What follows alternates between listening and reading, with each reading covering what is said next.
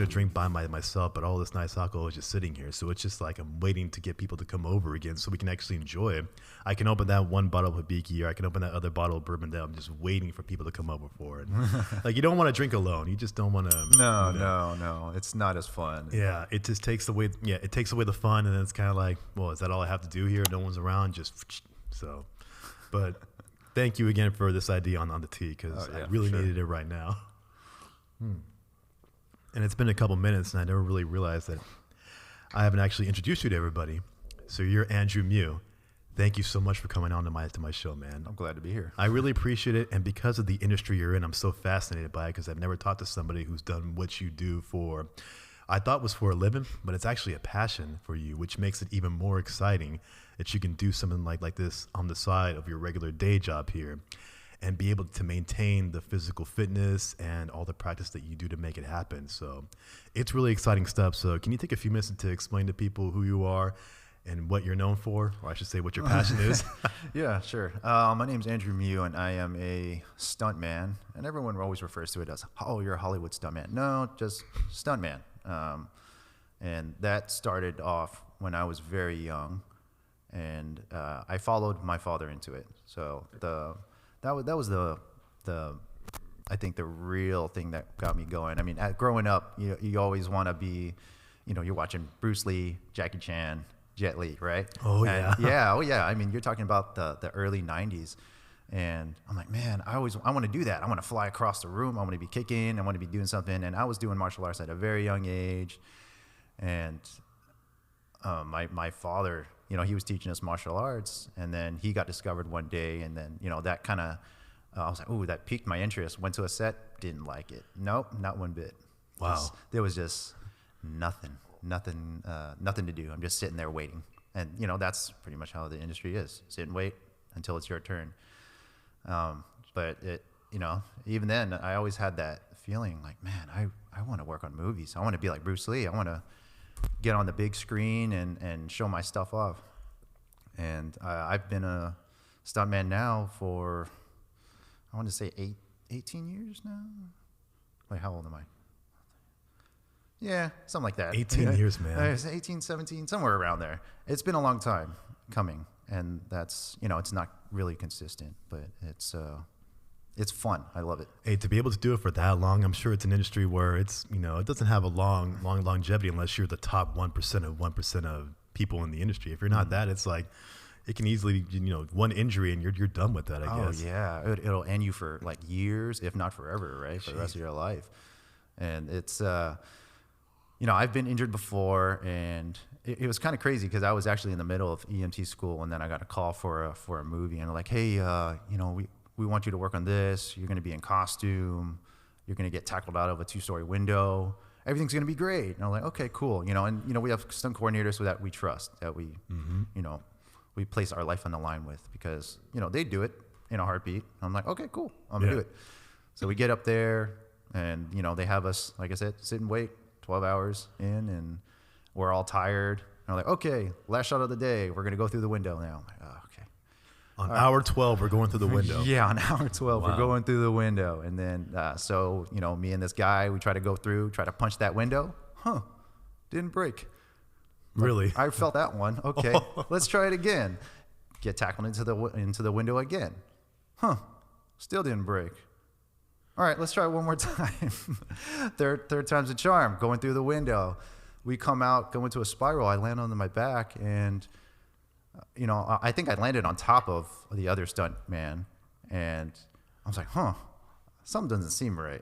I'm looking for him, like, I think I'm on top of him. So I roll off. I'm laying there. My vision's kind of blurry. Something's not right. And the next thing you know, I'm feeling blood just pouring down my head. I'm like, that's not good. Ooh. And I just sit up, and I've got full latex mask on and everything. I'm a zombie, and I just sit up, and then I can't see anything. There's just blood everywhere, and then even my buddy, the other stunt guy, blood everywhere. So, jeez. Yeah, end up in the ER, and I still have 2 scars up here, but they healed up pretty well. But that'll put you out. And that was just one shoot. That was just one. Jesus. That was one day. One day. Now, how did you, I guess it kind of goes back to your dad. What martial arts was he teaching you that said, hey, this is something I want to take on there. Which one? Well, yeah, he's got a lot of martial arts under his belt. Going up through the years, I think he's done Wing Chun and Choi Fut. And back when I was a kid, it was Chinese boxing. We started off Chinese boxing, like literally, it's pretty much just regular boxing. In the garage, and me and my brother, we train, and we were maybe 3-4 years old, and he's got video of us just like punching each other, teaching us. And like, we've got the full, kung fu black pants and white shirt, and we're standing in the garage doing practicing our punches and things like that. Started off with that until Muay Thai, and Muay Thai was my thing. I really like Muay Thai as I was growing up, and I started when I was 9 at the time. I think I was in 4th grade, and nobody knew what Muay Thai was. Nobody, not anybody. And my dad was taking classes for a few years before that. Some trainer came from Thailand, and I learned from him, and he was teaching classes because that's what his passion was, to teach martial arts. And that's, it was pretty much part of my life. I didn't even ask for it. I just like, that looks cool. I'm going to try that. And then I just did it. And then I've been at it ever since. I remember Muay Thai. Remember that movie, The Quest, with Jean-Claude Van Damme? Yeah. That was the movie that actually taught me about, well, not teach me, but it showed me that martial arts Muay Thai. I'm like, oh, this whole thing with the knees and the elbows, like, this is a real thing. Like, I mean, Jean-Claude Van Damme in his heyday, I mean, that dude was badass. But to see what you could do with the martial art like that, and it really opened up to, there's a lot of countries out there that have created their own art that a lot of us here may not even have known about. We're so used to like the karate and the taekwondo, and that's what a lot of people around here know. But there's so many out there, Indonesian styles, that are just really crazy, how they just throw around the heavy forearms and whatnot. You don't expect it. And those are some brutal ones right there, man. Oh, yeah. I mean, those are all Southeast Asian, right? You're talking about Thailand, Laos, Cambodia, all around there. And I think the martial arts really got mixed around in those areas. And I think what brought it out was kickboxer was actually the first one. Was it? We saw, yeah. And that was also Jean-Claude Van Damme. And that was the, he doesn't do Muay Thai, he does Taekwondo. Yeah. But the teacher was actually Thai, and he was doing, I think you remember Tong Po, right? Tong Po was the villain. He was pretty much the character that Sagat was built off of, right, from Street Fighter. Yeah, that guy, okay. Yeah, big, tall, muscular, bald guy, does Muay Thai. So that was the first time that I really seen what Muay Thai was on the screen. But for me, when I started, my dad said, "Oh, you're doing Muay Thai." I'm like, "Okay, it's like kickboxing." He goes, "Don't do that. Don't say that." Oh, yeah. Yeah, don't say that. No, it's not like kickboxing. It's different. It's the science of 8 limbs, and your weapons aren't just your hands and your feet. It's your knees, your elbows, everything. Right? Yeah. You're using everything. Oh, obviously, I think their traditional one was use your head too, sometimes with a headbutt, but not so much in the sport. Yeah. But yeah, I mean, that's I think my father really laid a foundation for me, just jumping into this career. Starting off with a good foundation was the martial arts, and then that kind of spiraled into other things like driving, and then me doing other martial arts, which were more acrobatic, like wushu, kind of gave me a little bit more agility. So I'm able to, move around, flip around, twist around, things like that. So that thing with that, do you have to have like a really strong gymnast background, like to be able to do all the flips, or it's just a matter of I have to have the right equipment around, the trampolines, the wires and whatnot, or you really have to know how to bend your body a certain way to be able to do those things? Yeah, I think, you can be a gymnast is a good foundation too. Being a gymnast, being whatever. I mean, stuntmen or stunt performers, you can have any kind of skill set. It's not just martial arts or being a gymnastics or I think being athletic in general is what gives you a good foundation. So as long as you're keeping at it, you have a solid skill set that they're looking for, you can probably be in the industry. You just got to find it somehow and audition for it somehow. Jeez. So how does it work? How do you go from like somebody who knows martial arts to say, this is something that I want to do? Do you just go apply for it? Do you have to get in like the Screen Actors Guild? Do you got to be like, how does it actually work to get your name in there? Yeah. I asked that question a lot too when I was really young. I had the same question. And I was like, what do I need to learn? What do I need to do? How do I get to it? And, my dad taught me so much about like, oh no, you got to get an agent. You got to put yourself out there, show your skill set, and then, see where that leads you. But man, where did I start off? I started off begging him to bring me onto a set so I can work on something. That was my thing. I was like, can you let me on a set? No, I can't. It's like, you're not doing anything. I'm like, really? And then my first break was when he brought me in this Hong Kong film, and he was, I think he was handling the casting. He goes, okay, you can jump onto this one. You have one small part. You're gonna get your butt kicked by this Chinese master, kung fu master, and you're gonna. And then they're just like, what can you do?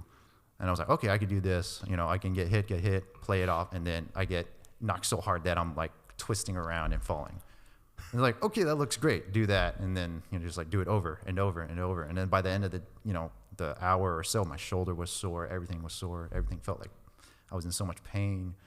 And I'm like, that probably wasn't smart. I probably should have just asked for a mat or something. And my dad's like, hey, you want me to bring a mat? I'm like, no, I'm fine. I'm young. I can handle this. Nope. Yeah, that stupid young person's, just probably should have thought twice about that. Yeah, you want to show, hey, I got this, don't worry, but I don't need all that other stuff. And like afterwards, you're like, man, I really could use that mat. Yeah. Now, when you say get hit, you mean like, is it actually hitting you, or it's like a choreography thing where they're striking and you have to move just right so it looks like they're hitting you, but they really didn't touch you? Well, see, that would have been nice, but the person was an actor, not necessarily I don't know if he was a martial artist, but he was an actor. He wasn't a stunt person, and we didn't really rehearse exactly what we're going to go over, which is what the right way should have been. Oh, okay. So he was just like, I'm gonna do this, I'm gonna do this, I'm gonna do this. And I'm just like, okay. So he actually hit me all those times. Every time, hit me in the chin, boom, I flipped over. And I was like, okay, well, I didn't really get hurt from his hits. I just got hurt from myself throwing myself onto the floor. That is, wow, I had no idea it was that way. It's like, take 1, 2, 3, you're going to get punched 3, 4, 5, 6 times until we get it right. Yeah. So every time you're just getting up, okay, all right, next time, hit me again. Yeah. Hit me again. Yeah, exactly. Okay, reset, the words reset, back to 1, reset, back to 1, get hit. Okay, reset, back to 1. And then you just keep doing it over and over. I'm like, okay, until they say that's good. Jeez. Now, is that different with foreign films like in Hong Kong compared to, let's say, Hollywood films? Is it done differently there? They have more choreography?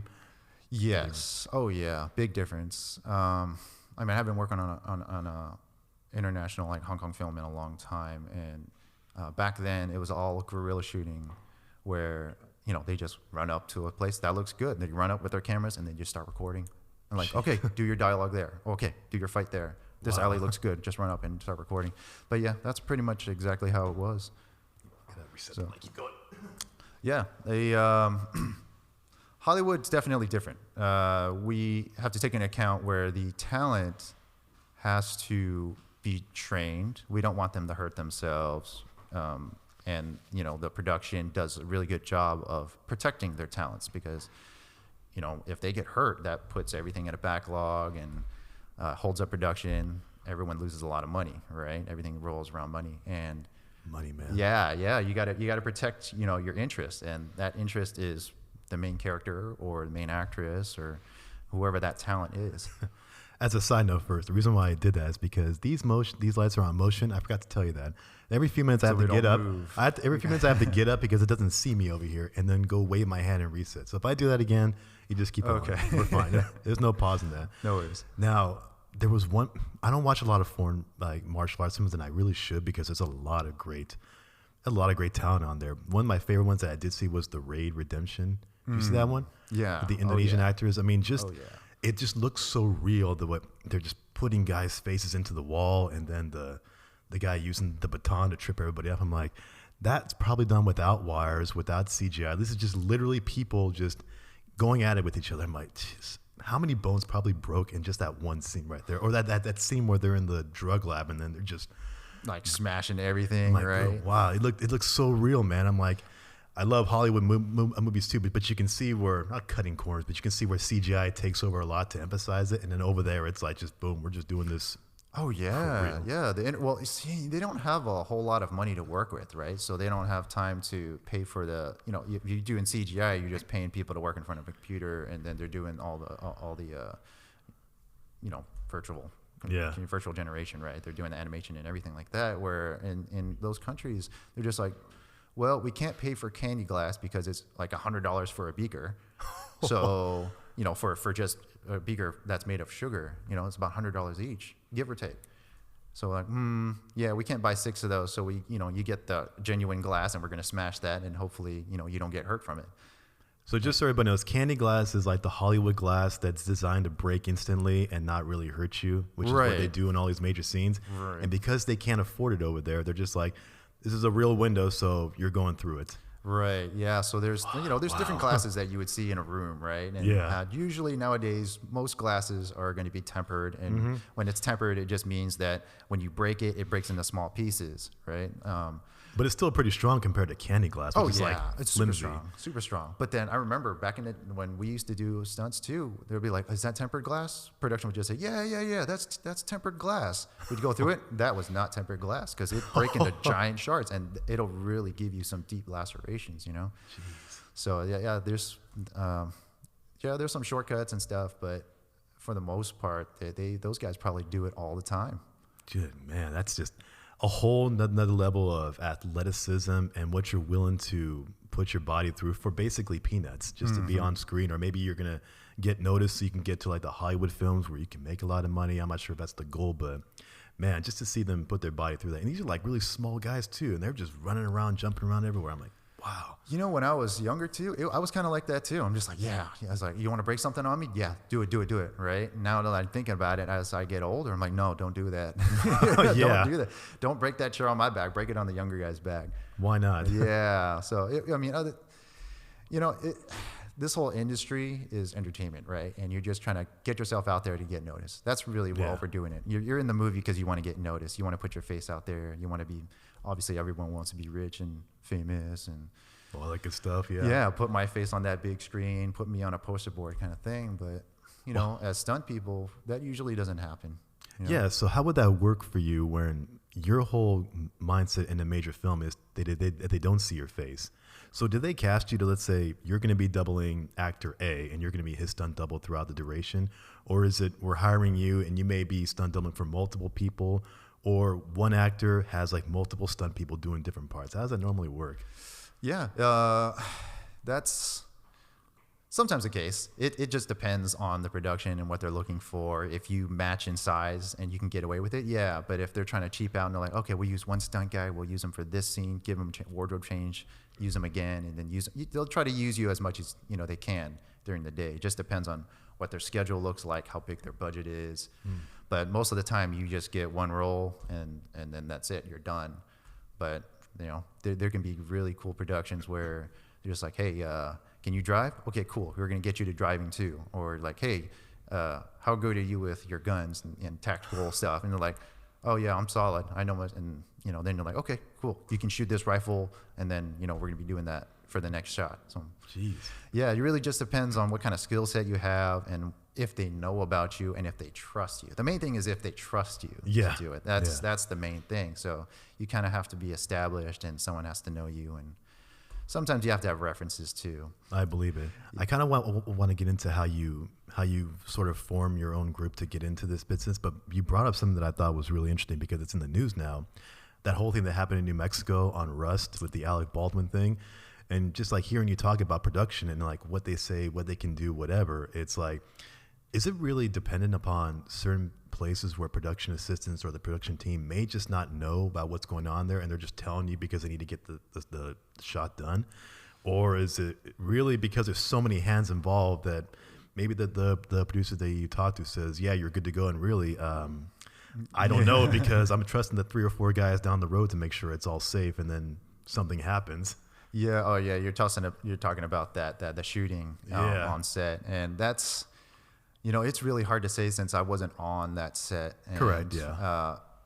Where a lot of the trouble lies was with, obviously one, they're inexperienced. It was a low budget film. So you generally expect people with low experience as well. They have little experience. They're not really sure what they should be doing or what the right thing really is.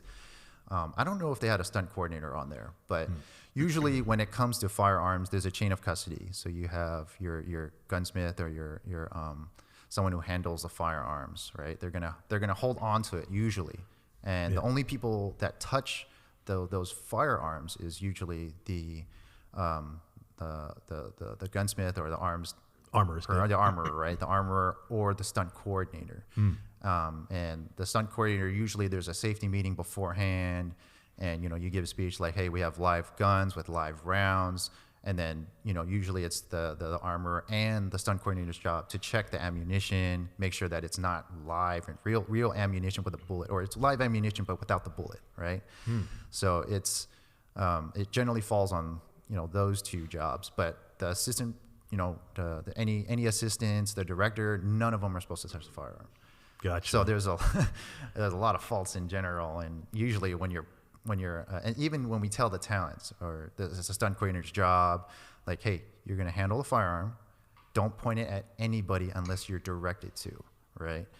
And I don't know if they were rushing or what, but I don't think there was a stunt coordinator to tell them that, hey, you don't point that gun at anybody, don't pull that trigger, don't point it at yourself. Yeah. That kind of thing. And usually when I was coordinating on and we're dealing with, even with airsoft guns, we treat it as a live gun. Yeah. We have rules. Like, hey, should be, yeah. Okay, don't point the gun at someone else. Don't point the gun at yourself. As soon as we're done with the scene, you hand it to myself or the armorer, and that's it. Yeah. And then you go ahead, walk off set. But don't go anywhere, with a firearm. There's just rules that we have in the safety meeting. But I don't think any of that happened. And I get neither one of us were there at the scene, so we don't really know, and they're going to do their own investigation about it. But to me, it was just, I had no idea that real live ammunition is used on a lot of these movies. I just assumed it was like firing blanks, or it was a CGI, like the gun just makes noise and then they add like the flashes afterwards or whatever. But some of these scenes, they're actually shooting real live ammunition at whatever they're actually shooting at. Or well, I mean, when we say live ammunition, you mean like simunition, like it has the gunpowder in there, so it makes the explosion, it ejects, but it's not really shooting anything. But right. What it shoots is it's like I forget what they used to call it, but it's like basically like a little like pellet or whatever that's not going to harm you. But still, it comes out that fast that if you shoot someone in the face, it's probably going to hurt them. Yeah, I mean, the concussion alone can kill you, right? You point the gun, it's just gunpowder, and it's an explosion that happens next to your head. And it's pretty much just a sealed shell. That's all it is. It's a sealed shell, and then you have gunpowder in it. Usually it's like a half load or core load, whatever the armorer does. Yeah. And it's usually not a full load unless for some reason they want a really big concussion coming out of that barrel. But usually there's no bullet inside of it. There's never been a bullet. At least I've never seen a live bullet in any of the movies that I've worked on. But that's the first to me. And then from what I'm hearing in the news, that someone brought real bullets to shoot off in this revolver. Yeah, that's just nuts. Right then and there. I mean, the fact that there was live, real ammunition with an actual bullet inside of it that's like, okay, that's what made me wonder, does this happen on movies sets a lot? Like you have your simunition rounds that are just for like effects, and then you have things you're actually literally shooting real live ammunition at something. And I'm like, and if you're going to do that, it should be like pretty much those two things should not be touching each other if you're going to do that. Yeah. I mean, you shouldn't have anything with bullets around. I mean, if it's, you have your simunitions. There's such thing as non-guns too. That's what you were probably referring to. We call them non-guns, and those are the ones that just, you just pull the trigger, and then the end of the barrel, just you see a little puff of smoke and a little tiny flash of light, and then they just CGI the rest of the sound, but it doesn't make any sound, no concussion, nothing. They just call them non-guns. Gotcha. Yeah. Or like replicas where like it looks like a real firearm. If you do like a close up on it, they really recreate it to a T, but literally it doesn't do anything. It's just like I'm holding it, I'm going through a building or whatever, but literally it's a piece of metal. There's no pin, there's no trigger that actually works, and it's like just a thing. Yeah. That's what I thought it was most of the time. I mean, we use rubber guns, we use airsoft guns now. The airsoft guns do a really great job of, simulating the recoil on screen, and then you kind of just add the after effects afterwards. And then, you have your non-guns, and then you have your real guns. There's their real prop guns. So there's a lot of them out there. And I mean, even when I worked on the Matrix, those are all real guns, and I was holding I think that was a M4A1 assault rifle, right? It would have been an M4A1 fully automatic assault rifle. And then the person next to me had the 50 cal. and believe me, those were all live loads. There were live loads. It was a half a load for the 50 cal, and I'm assuming it was probably a half a load for all the M4A1s that were around us. And I mean, that was a loud concussion even next to me, and I'm just lying next to it. I was the closest one to that. loud. I'm glad you brought that up. The Matrix. Now, how did you get that part? How did I get that part? I received an email from one of the stunt coordinator assistant, and they were looking for a bunch of guys that were local in San Francisco. They said there was a shoot. So I'm like, okay, I'm available. Oh, this is the new one that they just filmed. This is the new one. Oh, gotcha. Yeah, Okay. yeah. I didn't get to work on the old one. The original members of SF Stunts, those guys, they were on the old ones because I was in high school when. That's what I thought. I'm like, wait a minute, which Matrix? Because you would have been really young. Okay, yeah, that makes sense. The one that's not out yet. Yeah, the one that's about to come out. I worked on that one, and yeah, they gave me a call. They said, "Hey, are you available for these dates?" I'm like, "Yeah, I'm available." So then they're like, "Okay, so this is what we need. What are your experiences?" You send your resume over as if you're going to get interviewed, and they're like, "Okay, cool. If you're available, we know your skill set. You were recommended. You know, you got it. And then just come on these days. We got your call time. You look at the call sheets, then you show up. And then that's pretty much it. You know, you do your part, and it was cool because you're in uniform, you look badass, right? Well, now since the movie's not out yet, are you allowed to talk about what you did? What I did in the movie? I mean, I can say what I was, and it's not really going to matter, but I can't tell you what we did in that movie, so to speak. But it's the usual stuff you would see in Matrix, right? Guns and bad guys chasing good guys. So if we were to watch the movie now, are there scenes where it's like that's you, or they make it so you can't see who that actor is because you're wearing too much whatever on purpose? Yeah, I mean, you're not going to know it's me. And then I think I don't even know if I'm going to know it's me, to be honest, because yeah, that's just the way it is. We're all masked up and you don't know who's who. So unless you're the main talent and you have a speaking role, and the camera's in your face now. Yeah. Like, so when you look at the credits, do you use your real name or do you use a pseudonym? I use my real name. Gotcha. Yeah, I use my real name, which is pretty cool. For the first time, I got to see, on a Marvel movie, I'm like waiting for the credits. I'm like, where's my name? Where's my name? Where's my name? Oh, there it is. And then it was actually really cool because I was sitting with my friends and they were like, oh, took a snapshot with their phone and everything. And then for some reason he posted it on Instagram. I'm like, oh, crap. Look at this. Yeah. Yeah. Well, we're going to get into that Marvel movie too, but I want to go back to, what's the group you're in? SF Stunts? SF Stunts. Okay. So how does that group form? What are you guys, and how does that help you get into all these gigs? So SF Stunts is an organization that our head person Rocky Capella created. This was way before my time, so they've been around for a very long time, and I'm not exactly sure how they came together, but I know he formed a team because he wanted a group that was solid, ready to work, knew their skill set, trusted them up in NorCal, right, just in the north area, as well as I think he had a few people that also worked in SoCal for around LA area. But, we can travel up and down, whichever, travel around the country, international, whatever, as long as he needs us. But I think that was created just because he created a team that he could trust. That was just the main thing. And we can help each other out because not all of our skill sets are going to be the same.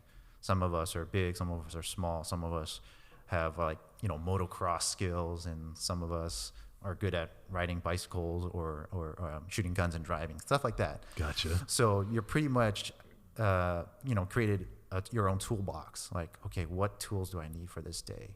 And then, you move on from there. And it's a really tight-knit group, I got to say. It's really cool. The camaraderie is fantastic. We have, we do like fundraisers and things like that. And Rocky organizes all of that. And we do golf tournaments, Stuntman Scramble.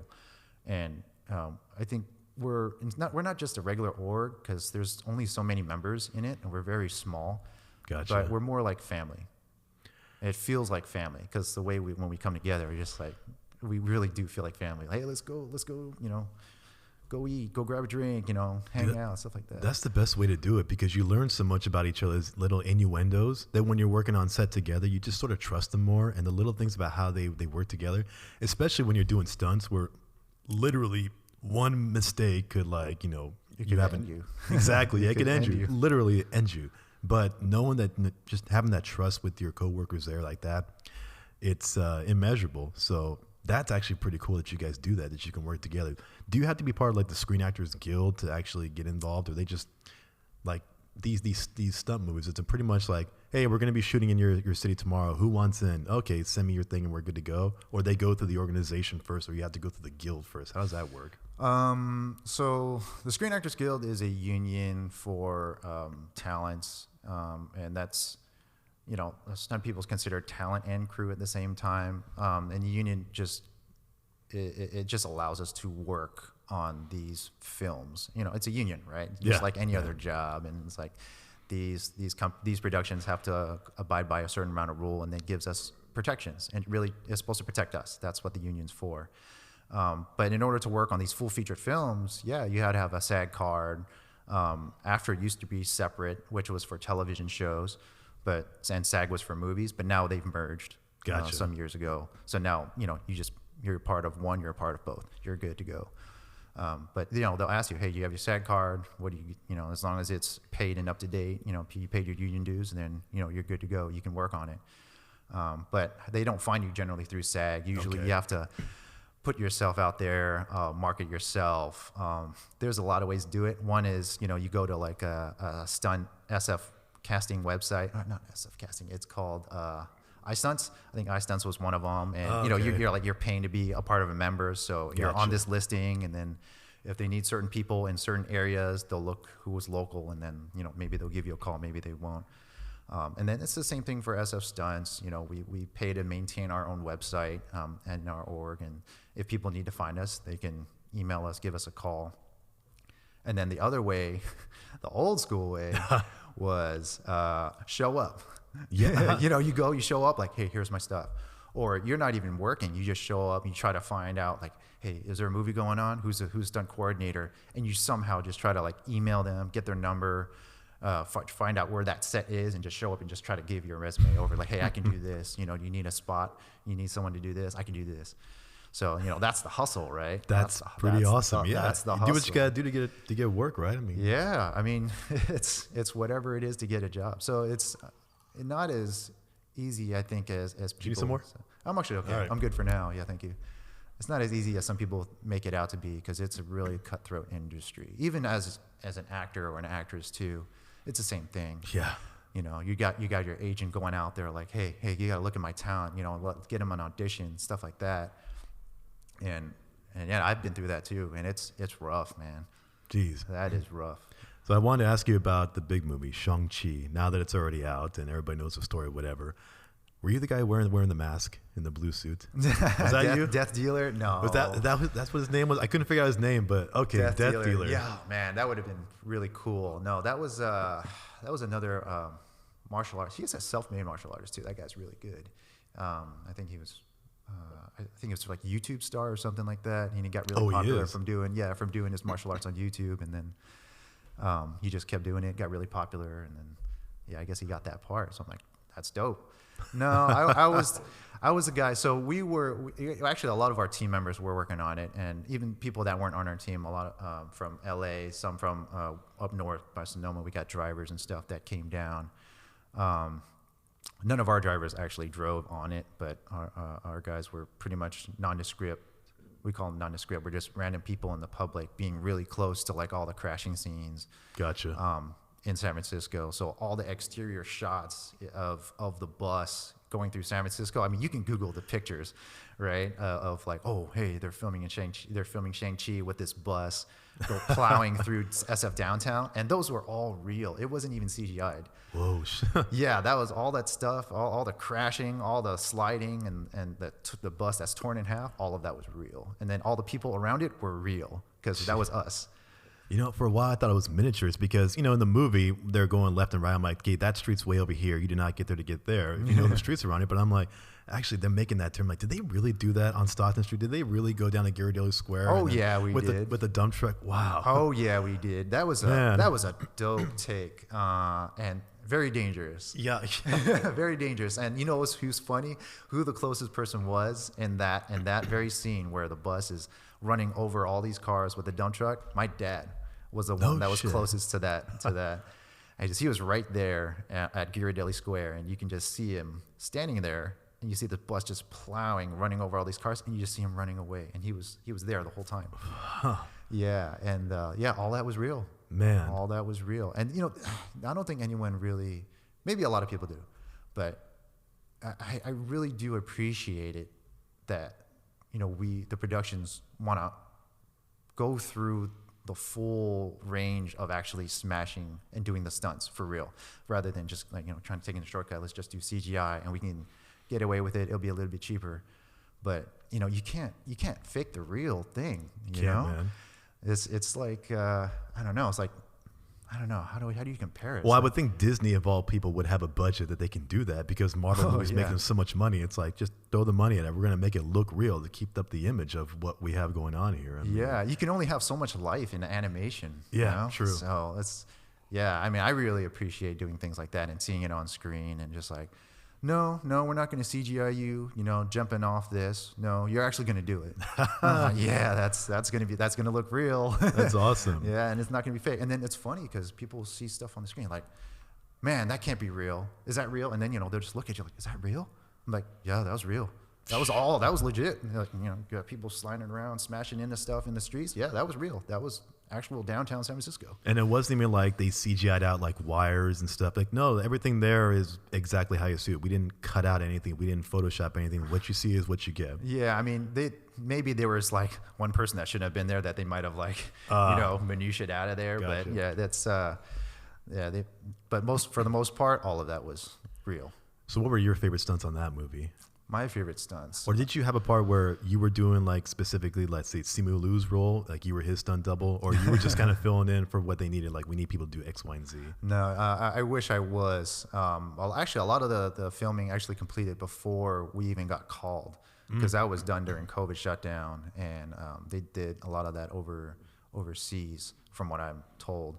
But mainly anything that was done in San Francisco, it was our team that was outside near all of the danger zones. And then, I mean, my stunt was, maybe my highlight was, I was a construction worker. I'm hopping off of this bulldozer while this bus is ready to cream us.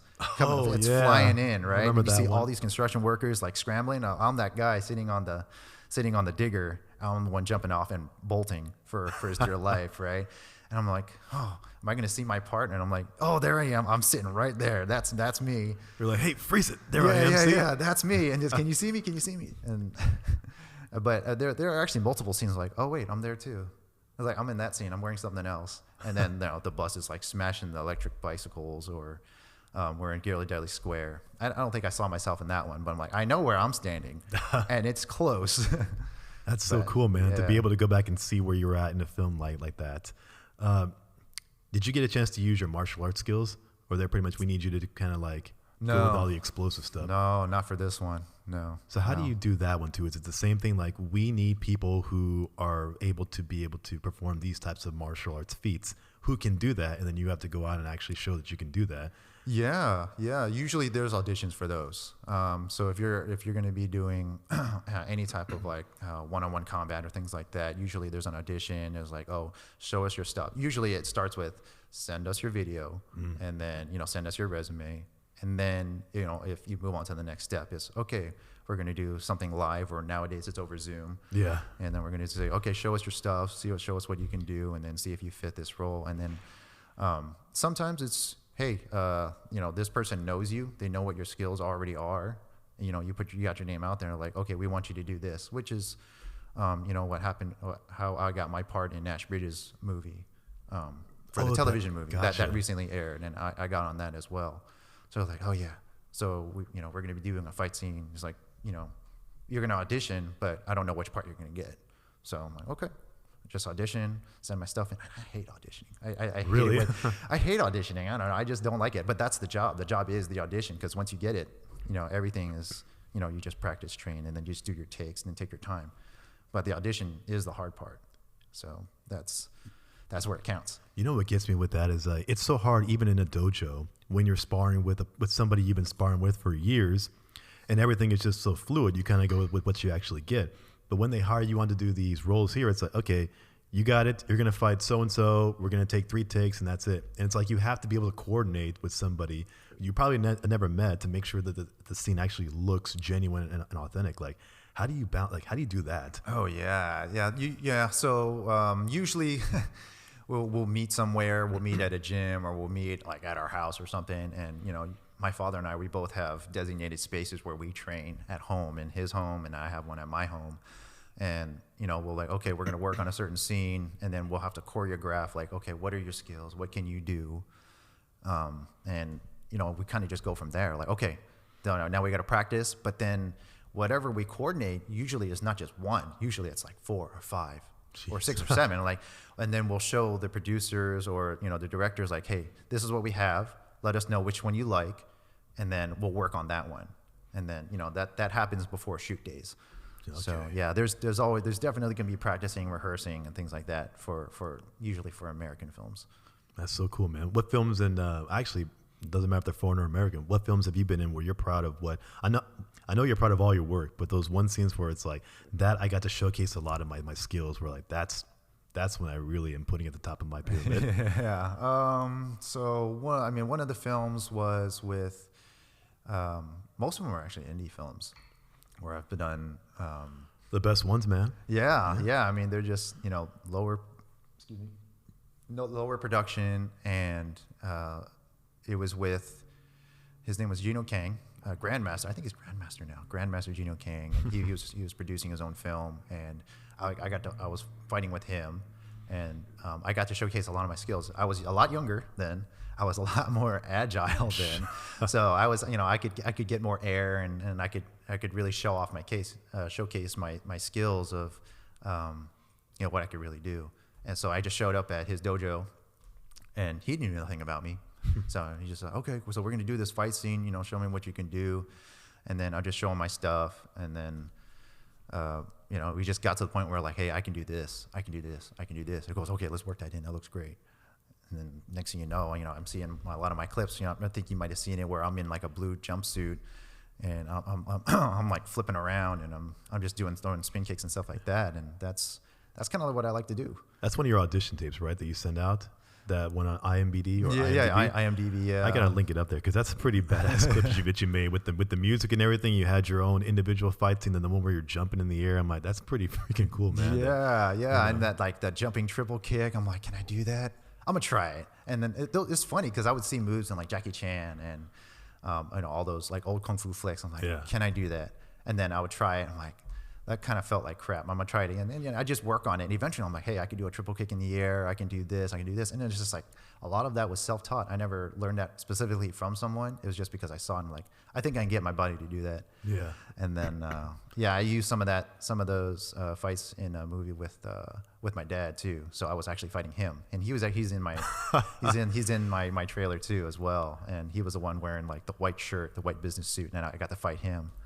Now, did anything come out with that one? Like, all right, this is my opportunity let me show Dad what I can actually do here. And just that little bit of motivation. Oh, man, I got a story for you on that one. So during shoot day, you know, my dad and I, we coordinated the fighting beforehand. Everything looked pretty good. And then we rehearsed it the day of. And then right when we were rehearsing, I think it was before our break or after our break, we went through it again. And there was one move where he pushes me, and then I'm going into like a cartwheel, one-hand cartwheel kick or something like that. I get pushed away and I cartwheel kick him. Well, I didn't know, but he was too close. He got really close to the point where I literally kicked him. And then when I landed, I was like, oh, that felt kind of funny, but you know, I had a lot of motion that felt pretty good. And then I set and I stopped, and I just see him just like back on the floor, plastered. And I was like, huh, he's not moving. I was like, okay, that's cut, but he's not moving around. And then I'm standing there and I'm just looking at him. And then all of us are just staring, waiting for him to get up. He didn't get up. Oh, shit. Yeah, he didn't get up. So I walked over. I was like, Dad, are you okay? And then all I see is his eyes rolled up white. It's just but he responded. He goes, oh, that was a great kick. Man. And then, you know, so all the producers and everyone came, helped him up, and he was just like all flush. You know, it was a KO. It was a KO at that point. And, you know, he landed pretty hard on the ground, and then they put ice packs on him. And I'm standing there like, oh, I think I just ended the production for today. You know, because he was a star too. So for that flick. And I was like, damn, I think I just ended it. What did you connect? Like your heel with his chin? What did It you? was my heel. It was like a back heel. So as I was coming over, it was the front leg missed, but then he leaned in really close, and then the second leg, the second heel, just like clipped him, like even just slightly knocked him out. It just caught him, and from what he told me, he just said his body got light, came up, and then just like felt like he just landed on the ground, but didn't feel the land on the ground. Jesus. He just knew he did. Did he hit his head? Yeah, I think he did hit his head. Yeah, the back of his head, and he was just he was out. Did that make the film? That scene? Because No, they weren't filming that. that was just practice. Yeah, that Oh, was man. rehearsal. So I mean, it would have been cool, and it would have been not cool. I mean, it would have been so authentic at the same time. Yeah. It took him a couple minutes to get up. Like, oof. Yeah, really connected. Yeah, it was crazy. But yeah, that's. I mean, it didn't make my trailer, but the fight scene did. So. Now, did he get back at you? Like, all right, you got me, son. Okay, No. I'll remember that. No, I think we gave him some time to recover from that, obviously. So, eventually he recovered, and then I don't know how far he recovered or how fully he recovered, but we ended up resuming filming that later on. But I remember just standing out there. I'm like, does anyone have a cigarette? I'm like, I was really nervous at that time. Like, I don't know. I was like, I think I just screwed up this film. Something happened. Something bad happened. So you were more nervous about the film, the production, or you're like, he's gonna kick my ass. Yeah, I was like, man, it's like I feel terrible. You just feel terrible. But then, he laughed it off. He's a good dad, so he just said, he's like, that's awesome. My son really did knock me out on that one. He's almost proud, like, yeah, my son kicked my ass. Yeah, He knocked me out, man. My son took me out on that. Chip off the old block. Yeah, Yeah. right. Because some other dads would get too competitive. Like, all right, next scene. Yeah, all right. right. We're gonna play that game, huh? He goes, okay, I'm not pulling back on this one. I'm not pulling back on this punch. Like, oh, you all right, good. Yeah. And my dad's not a small guy either. He's like a Bolo Young sized person. So he's all muscle, heavy set. Oh man. Yeah, but he can move. He's still fast too. That is awesome, man. I gotta tell you, one of the things that actually, when I was a kid, probably in the early '90s, the randomest movie I saw was Lethal Weapon 4, and that's where I first got introduced to Jet Li. And I get there's probably choreography and wires and stuff, but to see how that guy moved, and I even didn't watch any of Bruce Lee's films at the time. Dude, that was just my first experience with. Geez, some of these people. Who is this guy? I mean, this guy's freaking good, man. All the moves he's doing, the flips, the reverse back. Wow, holy shit. Yeah, he's fast. He's fast, very agile, and he was actually the reason why I started doing wushu back in high school. And wushu was a modern Shaolin version of kung fu. So yeah, that's a lot of his moves and stuff from movies were from that type of martial arts. And yeah, he's been around for a long time, since he was really young. I think he must have been even preteen. He was already filming, and when I first saw him, it was from Once Upon a Time in China, and everyone knows him as they call him Wong Fei Hong, right? Which was a legendary doctor in Chinese history. So yeah, that was I mean, I've seen him, and I've watched him ever since, and I was like, that was actually the reason why I wanted to do like a triple kick and stuff like that, because he would do that in the film too. That was one of his moves. And then seeing him in, I can't remember the other movie. I think it was Black Mask or something like that. And he was dope.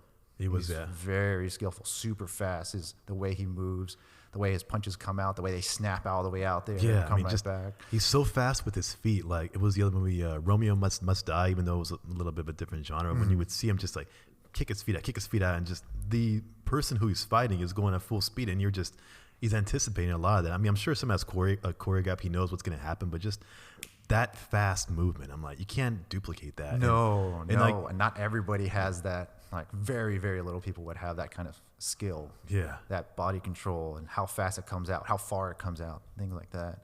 Yeah, it's I remember watching him growing up, and I was like, yeah, I want to be like him too. He's up there with like Bruce Lee, Jackie Chan, and then there's Jet Li. And they all have their own specific skills, and yeah, I mean, man, just thinking about that, it was so between him, Jackie Chan. I mean, Bruce Lee is just the GOAT pretty much. You can't fake what he did, and he started everything. But between him and Jackie Chan, What do you think? Different styles, or just you mean if they were to go at it? If they were, if we put ourselves back in the early '90s when they were at their peak. Oh man, it's hard to say. It'd be really hard to say. I mean, I think Jackie Chan is actually tougher. Yeah, he would have a tougher body. Jet Li is faster. Who would win? I don't know. I think if there were weapons, probably Jet Li. Wow. If no weapons, hand to hand, probably Jackie Chan. Jeez, yeah, and it really comes down to their styles, and then who's going to play more to whose other style. And if you can get the other person to play your style, then you're going to have the advantage. Yeah, who exercise control, who can control the pace, things like that.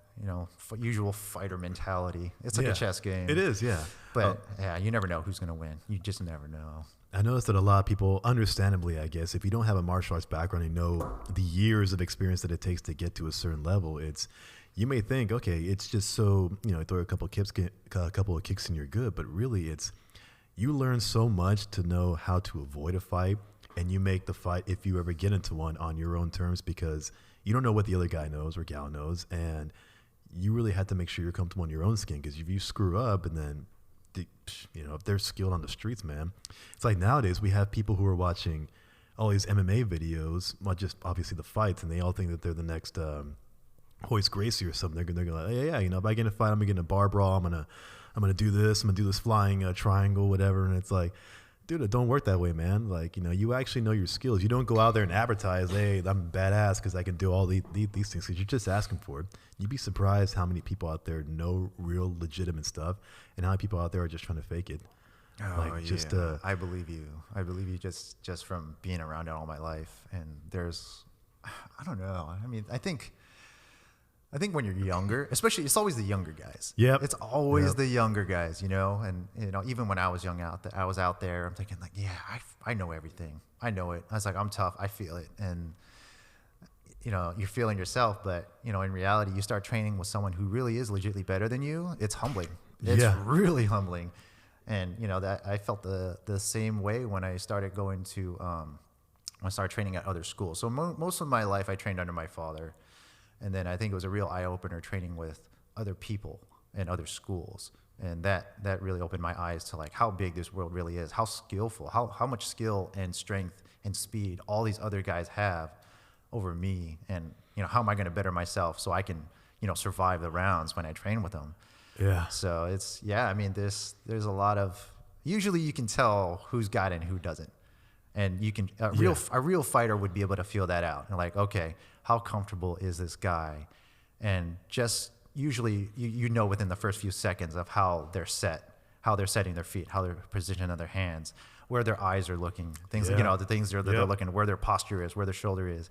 And you're just sizing them up, and usually you can tell like, okay, this guy knows what he's doing. And then there's other guys who are just like, this guy has no idea what he's doing. All details, man. And that actually, carries over to the film industry too, because the people you work with, and the people say, oh yeah, I know martial arts, I know kung fu, I know jiu-jitsu, I know hapkido, I know third-degree black belt in whatever, fill in the blanks. Yeah, I got like 20th degree black belt in this, and I can do this. And then you just, okay, we're gonna do just simple kicks, and then we're gonna do blocks. And I was like, you are going to hurt somebody, and I'm not trying to get hurt. And it's like, like I said, it's always the younger guys. I know. And I've seen it in jiu-jitsu, especially the white belts. They go so aggressive, because it's like, you almost feel like you have something to prove. Like, yeah, I can be part of the crowd. I can do all this, whatever. And it's like, dude, we're not going full speed, man.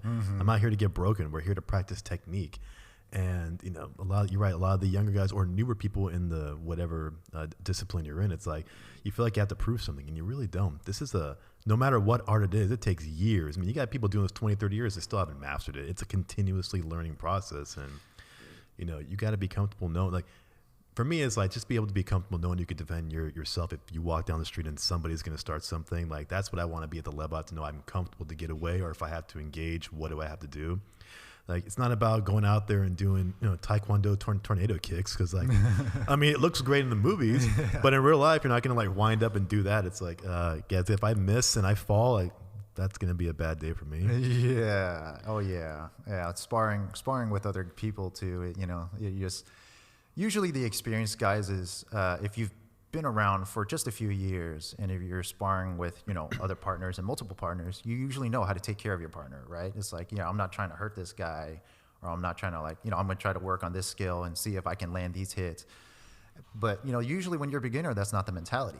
Yep. If, you know, if you don't have that experience, usually it's like, I need to hit him. I need to hit him. Oh, he hit me. I got to hit him back. Yeah. Right? You know, then their mind is just racing, where the more experienced and level-headed fighter is going to be like, okay, you hit me. Cool. You know, see what you can do now. And then I'm going to try this and see if it works, and, you know, see how it goes. And then, and definitely the most experienced ones are the ones that are going to take a lot more time and just study their opponent a lot longer. Yeah. You know, and they're just really relaxed. I'm like, okay, I'm going to save all my energy. I'm going to wait till you expend yours, and then I'm going to come after you. Yep, you know, that kind exactly. of thing, right? So, I mean, that's you see it in the UFC too. You know, Yeah. there are some wild beasts out there, and then there are some really smart chess players out there. And yeah, it's very apparent. Yep. So, nothing to prove at that point. You just know what you got to do. yeah, It's like- yeah, and it's funny too, because I used to, when I don't usually watch a whole lot of UFC. I used to watch it when I was a little kid, when it first came out, and then, you know, now and then maybe during my mid-20s, we would have gatherings like, hey, we're gonna have UFC night. I'm like, okay, great, I'll just come hang out for pizza or something. But then, you know, watching it back in the day, I'm like, oh, this guy's getting gassed, or like, oh, this guy's really open, he's got a really weak guard. You know, there are things that a martial artist will think, Yeah. like, oh man, his guard's really wide open, he's gonna get tapped out real quick. And it's like, okay, it's coming, and sure enough, he gets tapped out. I'm like, I was like, well, you know, experienced martial artists would be able to see that, but, and, you know, there are people that just don't understand it as well. They haven't been around long enough Yeah. to really understand what those guys are going to go through. Like, oh, how come he didn't do this? How come he didn't do that?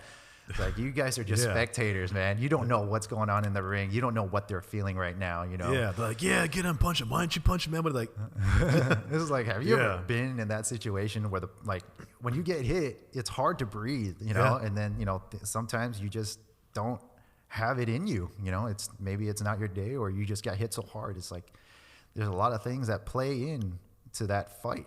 Yeah. To win those few seconds. A lot can happen in a few seconds. So, I mean, the best thing about competition for me is that I don't compete, but what I see is that there's a lot of opportunities to learn, because you just learn to get better.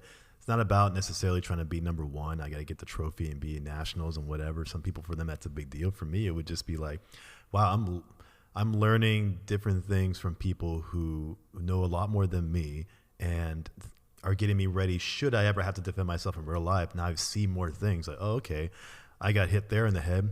Now I know what to look for next time that I otherwise wouldn't have known if I'm only training with the same few people, which is a good thing about it, I see. yeah, I mean, I think that's a true practitioner's mentality. When, you know, just like you said, if you're thinking about it afterwards, like if you're training and then you're thinking about it afterwards, and how, like, something may have worked, something may not have worked. Oh, I want to try something out.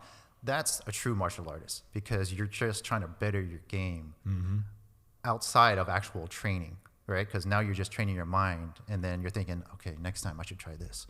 This one actually worked really well, but I'm gonna try something else, or I'm gonna try to modify it a little bit. And, you know, I think the more you do that, the better you're just gonna get. You're just bettering yourself. That's all you're thinking about. You're just thinking about the short-term goals, and you're not even realizing it. Exactly. Yeah, and you're already getting better. You're like, hey, this actually worked really well. I'm gonna try something, you know, a little bit different, or I'm gonna try to do it again and see if it'll land, or see if they'll pick it up. Yeah. You know, you kind of just throw something out there like bait, and just like, is he gonna take it? Maybe he'll learn from it, maybe he won't. But Yeah. the idea of martial arts is just like, you know, it's an art of combat. That's all it is. It's an art of combat. Everyone breaks it down to, you know, oh, it's, you know, a true martial artist knows these sets, or a true martial artist knows how to, like, fight and take care of himself. I'm like, nah. Martial artist is an art of combat. Yep. That's all it is. It's combat. Martial arts without combat, not really martial arts. Yeah, it's like people talk about like Tai Chi, for example. Like you see a lot of the older generation doing that because it's a better mental skill with that.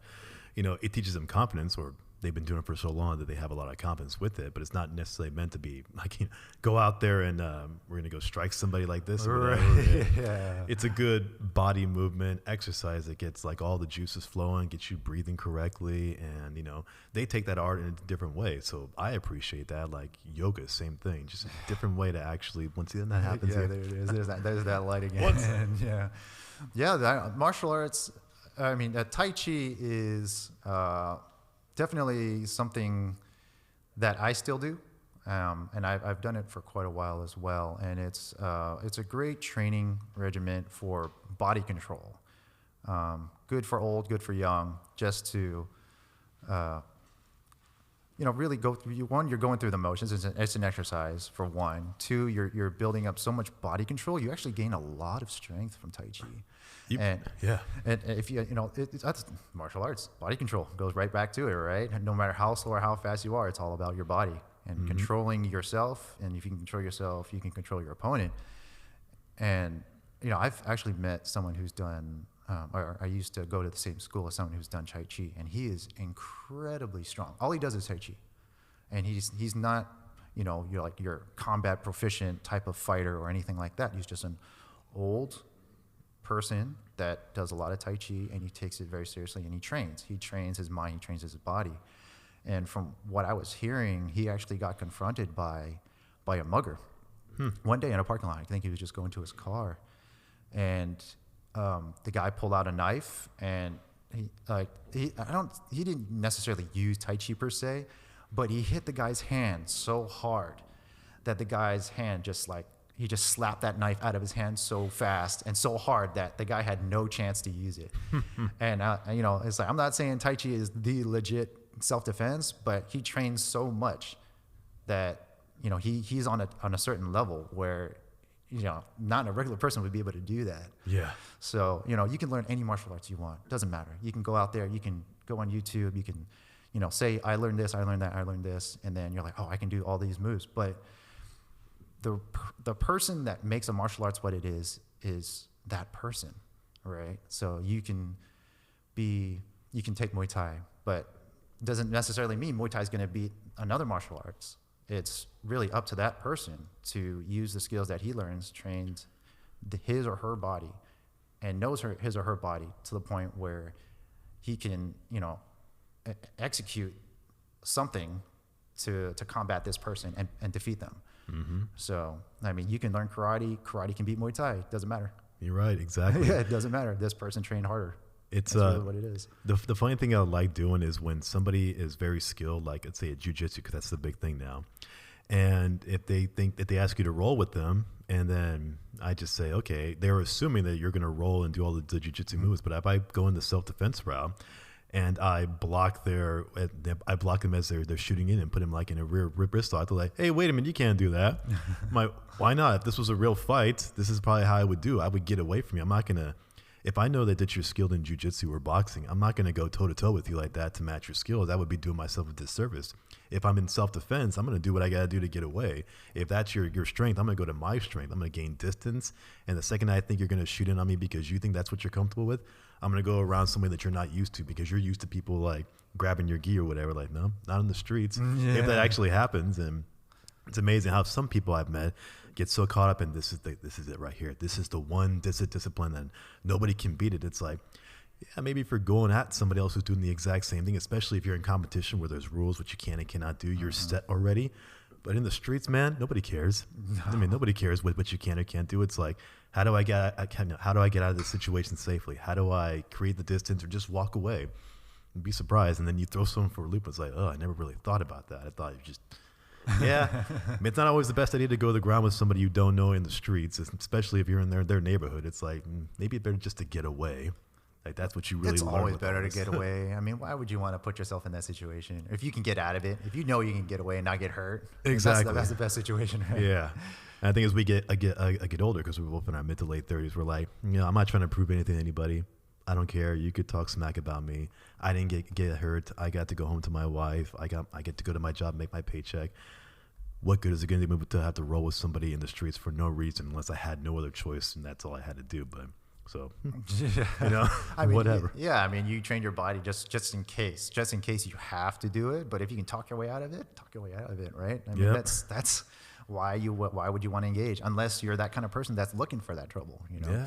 I mean, you're right. And when you're in your 20s, that's kind of what you do as a guy. You feel like you have to prove yourself, or you have to prove to other guys that you shouldn't be messed around with, and you're trying to prove to women too that, hey, I'm badass, give me some attention. Alpha male mentality. Exactly.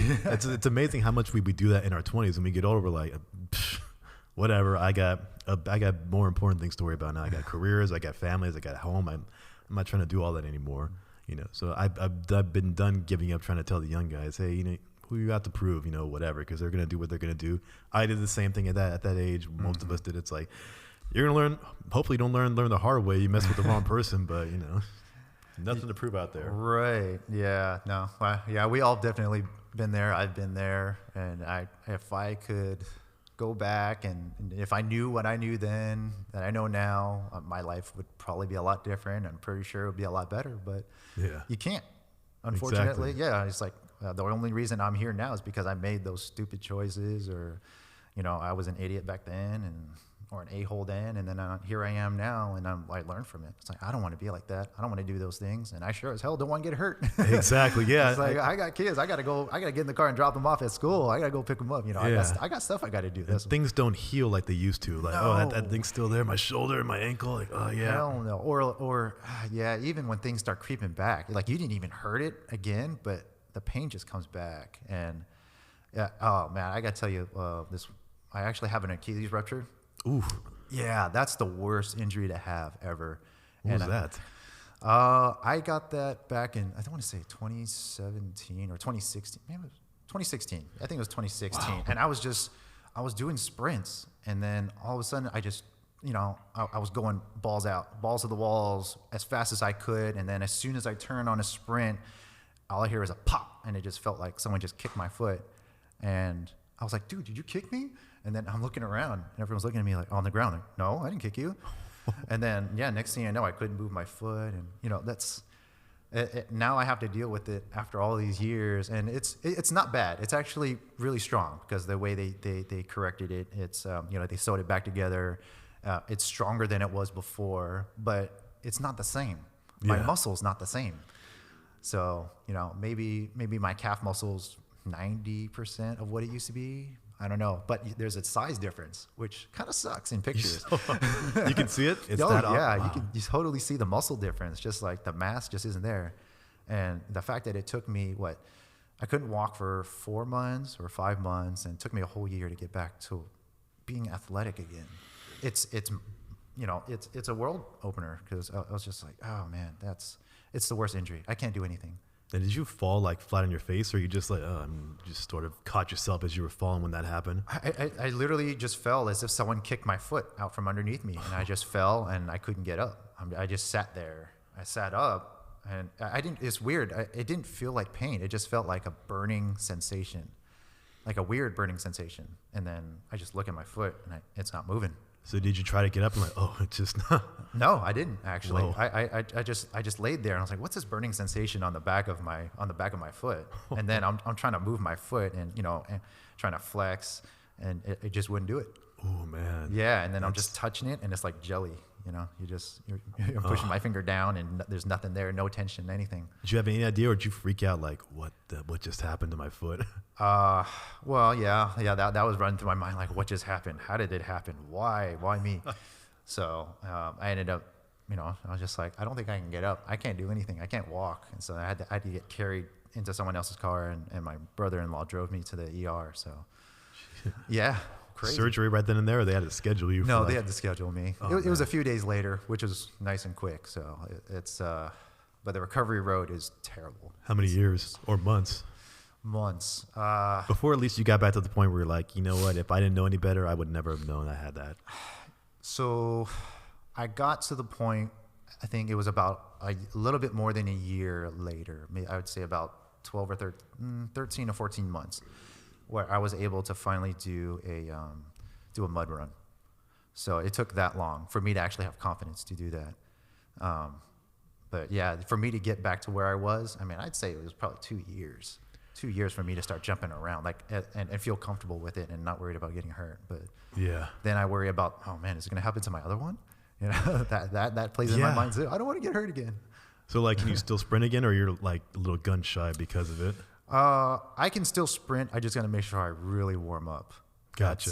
So I'm a lot more careful now. I make sure before I do my workouts, I do warm ups and I build up to it, and then I can I can probably go full speed. I think I'm just as fast as I was back then, Maybe. I don't know. I don't know. I never timed myself, but I can still feel like I can jump and kick and still do things like that. Okay, good. But yeah.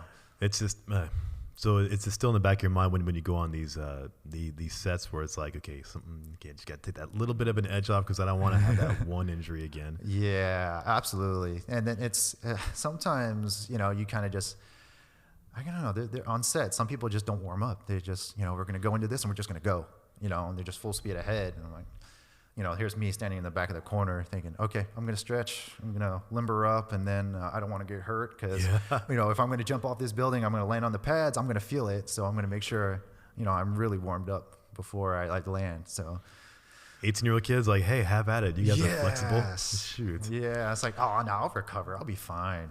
Well, I hope that your confidence in that you have in your Achilles now is what Klay Thompson has when he comes back in a couple of weeks. I hope so too. Because I'm like, that poor guy, man. First it was the ACL, and then right away, pretty much the Achilles, and I'm like, oof, Jesus. Yeah, him and Kevin Durant too. I was like, I can say, hey guys, I got that before you. If I ever talk to him, like, I got that before you. I know what you've been through, and the road sucks. Jesus. And these are guys that have like all the medical staff on them every day, every little thing, the hyperbaric chambers, the stimulants, the freaking hot baths, whatever it is to try and get you going. All the money in the world thrown at them. But in the end, your body can only do so much. Yep. So that's your limit. Like, hey, whatever you do, it's like, don't let it happen to the other one. Now if you're actually hurt, you got to take care of it. And then, but that probably didn't come until the experience really kicked in of how it sucks to get put out of something. Can't run, can't drive. The only thing you can do is sit at home, watch TV, play video games, or go swim if you're lucky, right? Yeah, if you're lucky, you're right. So how much do you train nowadays with what you got going on in your life? I train 4 to 5 days a week. So, I still got a pretty good regimen. Maybe not as hard as it was when I was younger. It would be like twice. In my 20s, it was like twice a day. And that was 6 to 7 days a week. Good God, man. Constant. Yeah, I know. That was when I was kind of like, I was trying to build myself up for competition mode. This is when I was serious about, I wanted to compete in Muay Thai. I want to fight. And then I was also really just trying to build myself up to get to a certain level. Or to the next level, whatever level that was. I didn't know. I was just aiming for the sky.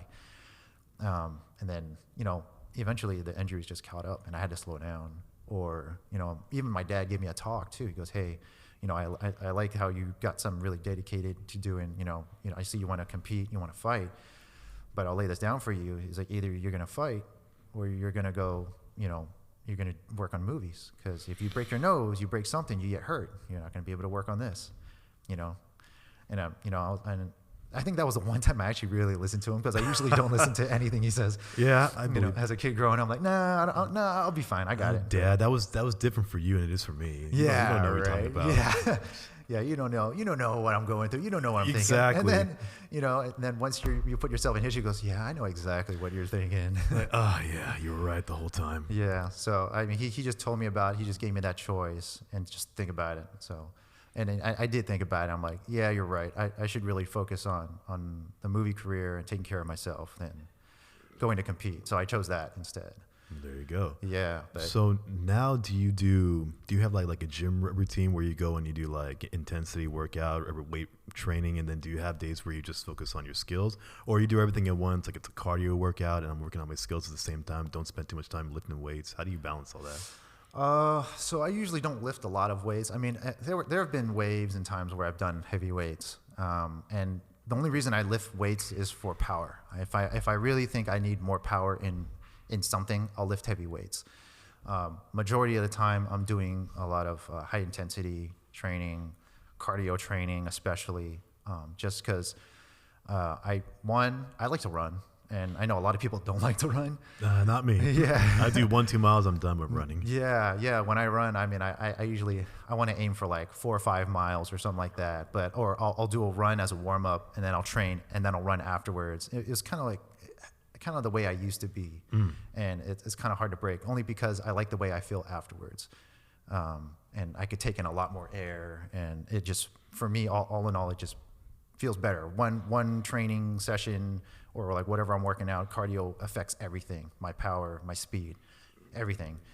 But, you know, it just depends. Throughout the week, I have certain regimens where I'll work on high intensity or I'll lift light weights for a little bit more power if I feel like, you know, I'm kind of shrinking down. I need a little bit more shoulder strength. Or I mainly, lately, I've been working on calisthenics, being able to just work out with just body weights.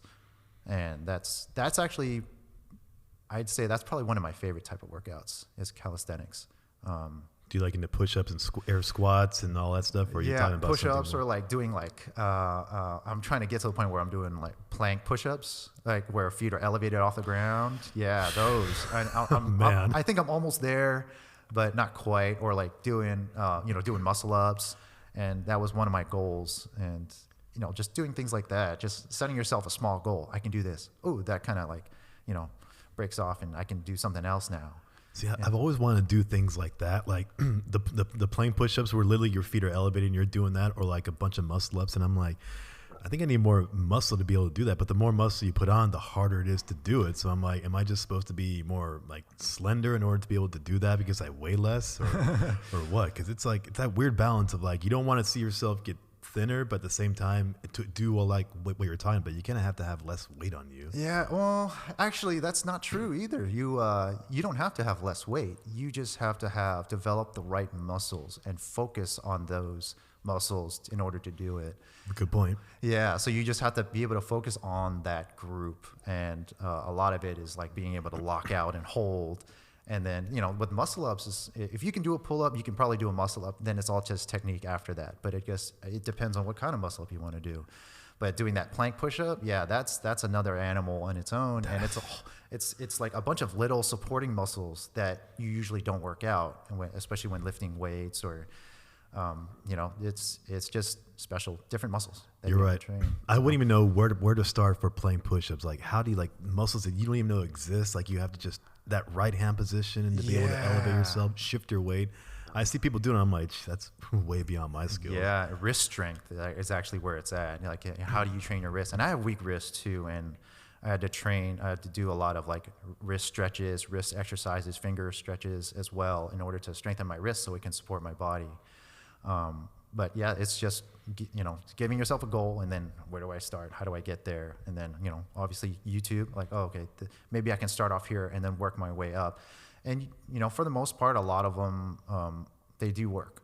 Or at least the ones that I found on YouTube, I'm like, okay, I'm gonna try it out. I mean, I got time. It's COVID. Yeah, exactly. I got time. I can COVID. I can try this, and then I'm like, sure enough, I'm like, hey, I actually feel like I'm getting stronger. I can lock out now, and then I can get like 1 foot, 2 feet off the ground for a little bit while, and then eventually you'll be able to do your push-ups, just hand positions by your waist, and just push and just hold, and you build yourself up to it.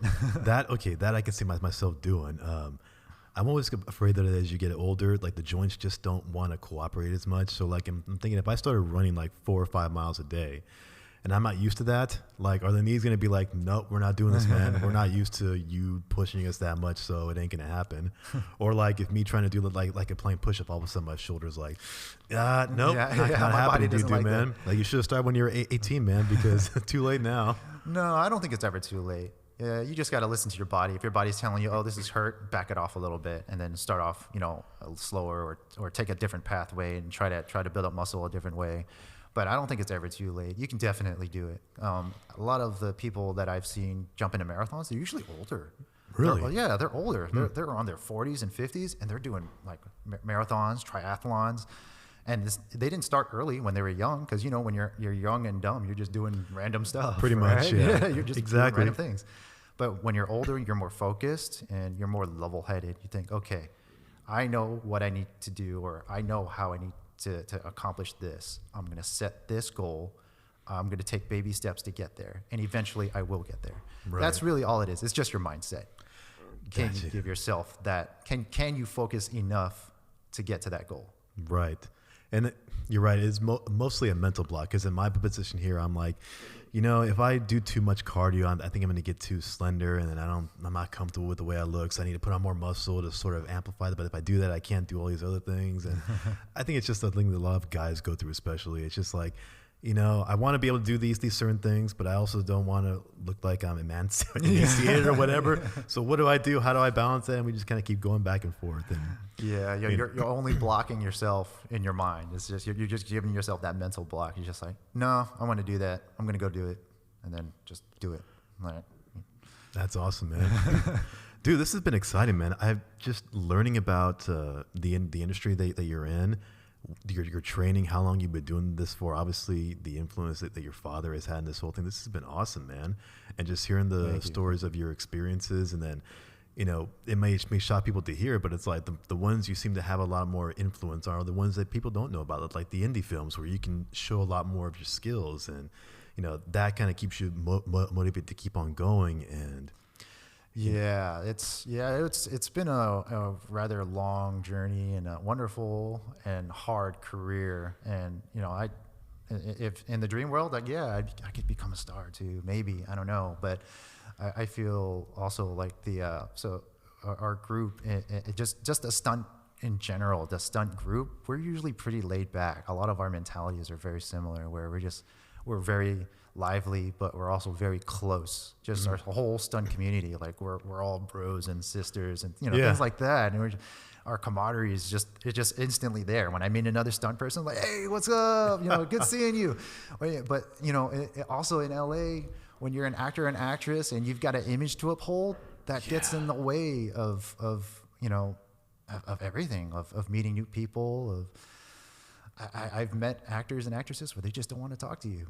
And that's I've heard stories, and it's actually true, huh? Yeah, they're really uptight, and that's not who I am. I mean, if you know who you are and who you want to be, and that's what you want to be, that's fine. Exactly. I'm not knocking you for it, but I know where I come from and how my family raised me, and the friends that I like to surround myself with, and the stunt community is where I feel most comfortable being myself.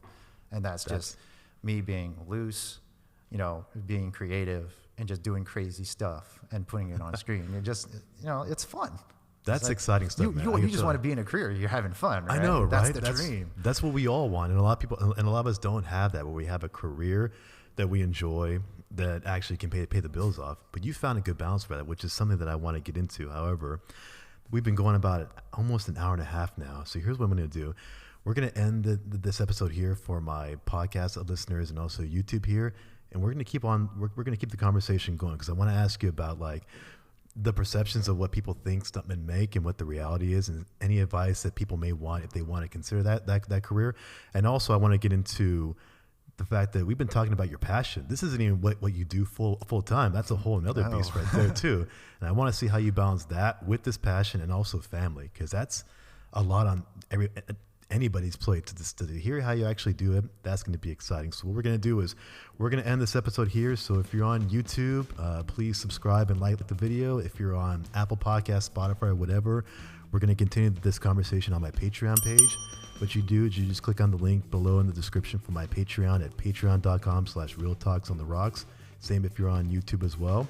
And we'll get about another 20-30 minutes or so in there to really find out how Andrew here balances everything. And if you are ever interested in this career as being a stunt double or a stunt man, what you probably have to expect in real life, because you might be surprised it's not what you might think it is. So we're going to have fun with that. Andrew, thank you so much for coming out. Thank you, I really appreciate this. And everybody else, thank you for listening. Bye, everyone.